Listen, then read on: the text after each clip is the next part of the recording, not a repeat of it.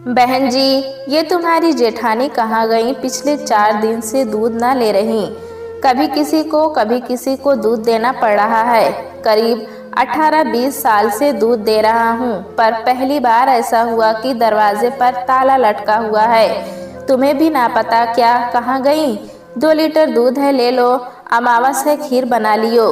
अरे भैया, मुझे क्या पता, और हमारी बोल चाल ना है उनसे। चल 1 लीटर तो ले लूंगी, किसी पड़ोसी से नहीं पूछा। अजी ले लो पूरा दूध, कहाँ पूछता फिरूंगा। कल भी आधा आधा लीटर करके दिया था और 10 रुपए कम ही दे दियो। बस आपको और उनको ही देता हूँ। इस तरफ तो सुबह सुबह कोई नहीं मिलता, वहाँ किससे पूछूं। नीलम ने पूरा दूध ले लिया, पर उसके मन में भी यही बात घूम रही थी कि जेठ जेठानी और बच्चे कहाँ गए, वो भी 4 दिनों से। रिम्पी और लवली के तो स्कूल भी चल रहे हैं, 12वीं कक्षा है। सोचते सोचते नीलम कमरे में आ गई।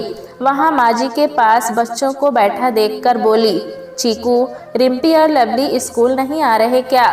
हाँ मम्मी, कल मैम भी पूछ रही थी, शायद उन्हें किसी ने बता दिया कि वे मेरी कजिन है। उन्होंने तो कल का टेस्ट भी मिस कर दिया। माँ जी, क्या हो गया होगा? इस तरह तू क्यों सोच रही? जब लेना एक ना देना हो तो। चल नाश्ते की तैयारी कर ले, बच्चे भी स्कूल जाएंगे और राजन को भी काम पर जाना है।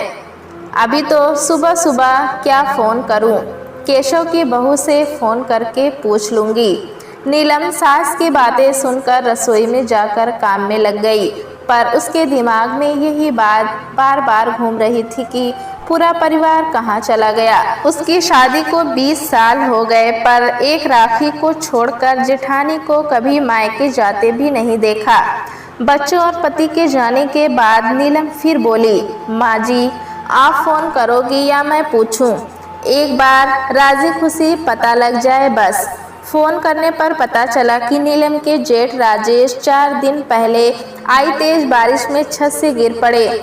सुबह 4 बजे के करीब छत पर ये देखने चढ़े कि कहीं नाली में कूड़ा तो नहीं अड़ गया।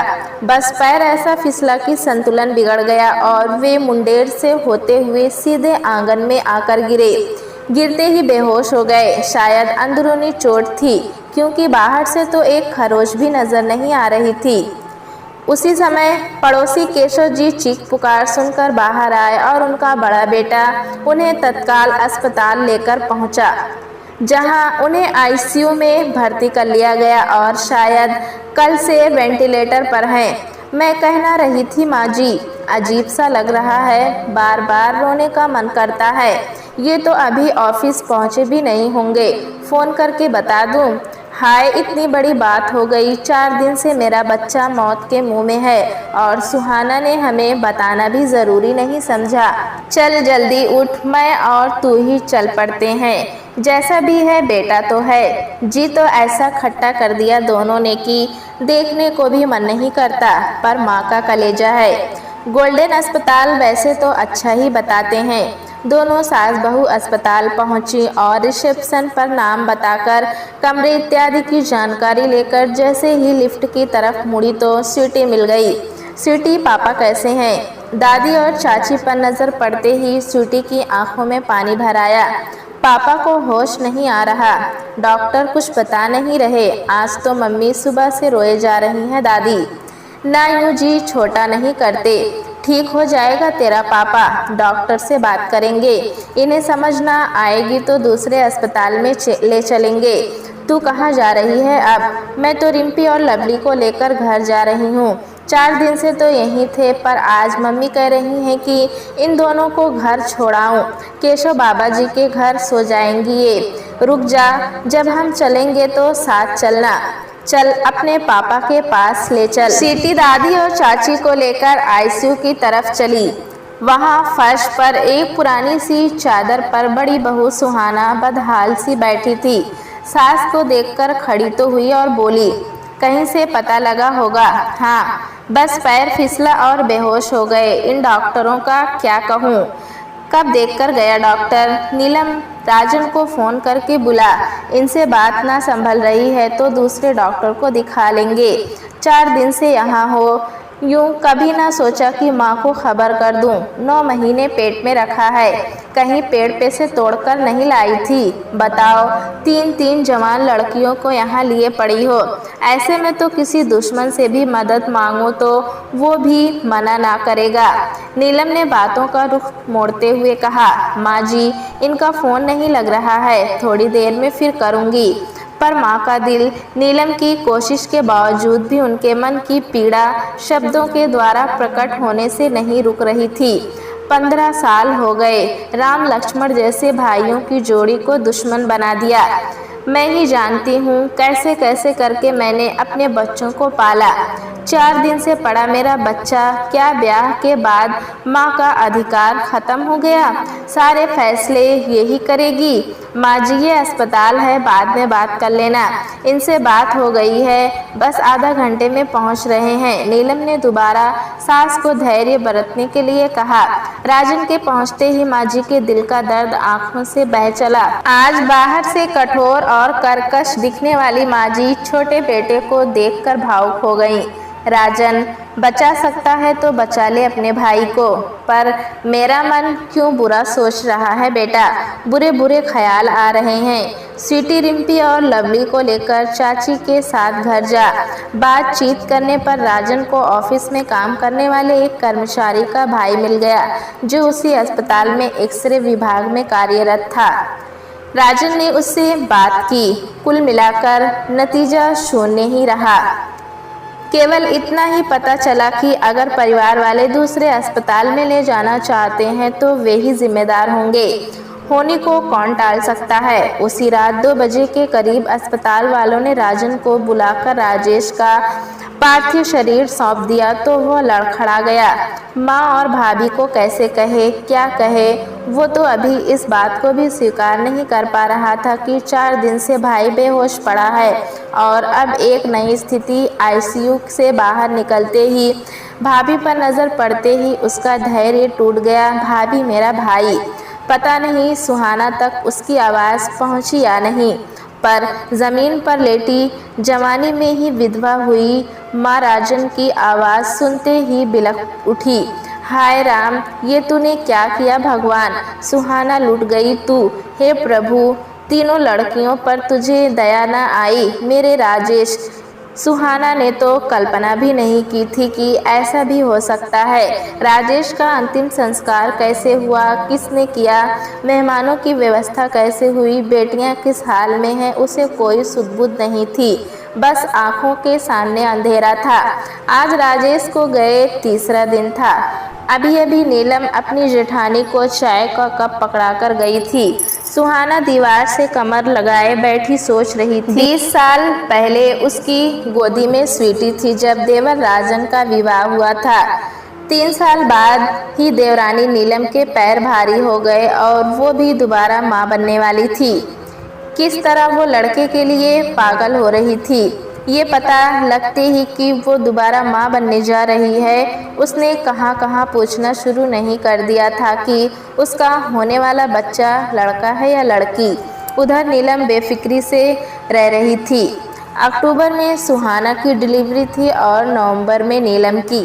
अक्सर सुहाना प्रार्थना करती, हे भगवान, मेरी गोद में बेटा देना और नीलम को बेटी, नहीं तो इसकी कद्र बढ़ जाएगी। जबकि सास ने इस तरह की कभी भी कोई बात नहीं की थी, पर सुहाना को लगता कि बेटों वाली माँ का रुतबा ही अलग होता है। निश्चिंत समय पर सुहाना ने जुड़वा बेटियों को जन्म दिया और 20 दिन बाद नीलम ने जुड़वा बेटों को। बस पहले से ही देवरानी से कटी कटी रहने वाली सुहाना उसी दिन से देवर देवरानी और उनके बेटों की जानी दुश्मन बन गई। हर बात पर कलह, हर बात पर झगड़ा, बिन हुई बात बना देना। सास ने कई बार समझाने की कोशिश की, सुहाना, इस स्वर्ग जैसे घर को नरक मत बना, बहुत पछताएगी। हम 5 बहनें हैं और उस जमाने में हमारी माँ ने कभी हमारे सामने लड़का लड़की का जिक्र तक नहीं किया। अब तो भला लड़कियाँ कहाँ की कहाँ पहुँच रही हैं, ये भी बेचारी अपराध बोझ से भरी रहती हैं। पर माँ को सबसे ज्यादा दुख और हैरानी तब होती जब राजेश भी पत्नी की हाँ में हाँ मिलाता, बेवजह राजन के बेटों को दुत्कारता। उसी समय राजन की नौकरी चली गई। जिस कंपनी में वो काम करता था वो बहुत घाटे में चल रही थी, इसलिए 1 महीने के नोटिस पर कंपनी को बंद कर दिया गया। ऐसे में जब एक दिन राजेश और सुहाना ने कहा, हमने इन्हें पालने का ठेका नहीं ले रखा, 4-4 खाने वाले हैं, सारा दिन बेटों के मुंह पर दूध का गिलास लगाए रहते, जब पालने की औकात नहीं थी तो पैदा ही क्यों किया। माँ, तुम भी इनके मुंह में ठूसने में लगी रहती हो। तुम जो चाहती हो कि मेरा वंश ही खत्म हो जाए, मरते भी नहीं ये सब। बस ये शब्द माँ जी के दिल पर जा लगे और वे उसी दिन राजन और नीलम के साथ पीछे की गली में बने एक कमरे के पुराने खाली अपने जमीन के टुकड़े में रहने चली गईं। कुछ हफ्तों के बाद राजन को नई नौकरी मिल गई और जिंदगी पटरी पर आने लगी। कहते हैं कि वक्त बीत जाता है पर बात याद रह जाती है। आज सुहाना को वे सारी बातें याद आ रही थी। उसे ऐसी एक भी घटना याद नहीं आ रही थी कि जब नीलम और राजन की गलती हो। इस बात को उसका अंतर्मन बखूबी जानता था। माँ जी ने खुद को भी और राजन तथा नीलम को भी अच्छी तरह समझा दिया था कि जो अपना तिरस्कार करे उनसे खुद ही दूरी बना लेना चाहिए। पहले तो कभी कभार माँ जी बच्चियों के लिए खाने पीने का सामान भेज देती थी, पर जब एक दिन पुरानी पड़ोसन ने कहा, राजेश की मम्मी क्यों भेजती हो तुम वहाँ कुछ भी। मोहल्ले में खड़ी होकर सुहाना बोलती है कि दूर जाने पर भी पीछा नहीं छोड़ते, कुछ न कुछ मिलाकर खाने को भेजते हैं। बस तब से संबंध पूरी तरह से खत्म हो गए। सारी बातें सुहाना के दिमाग में घूम रही थी और आंखों से आंसू बहते जा रहे थे। पिछले 2 सालों से तो मायके में भाई के साथ भी मनमुटाव चल रहा था। राजेश की मौत पर भाई भाभी बस औपचारिकतावश आए। 13वीं तक राजन और नीलम ने सारा बंदोबस्त इस तरह से किया कि देखने वाले को पता ही नहीं चला कि ये दोनों भी बरसों बाद इस घर में आए हैं। सारे मेहमानों के जाने के बाद हर रोज़ की तरह नीलम राजन के जाने के बाद माँ जी ने पोतियों की मदद से थोड़ी रसोई की व्यवस्था की।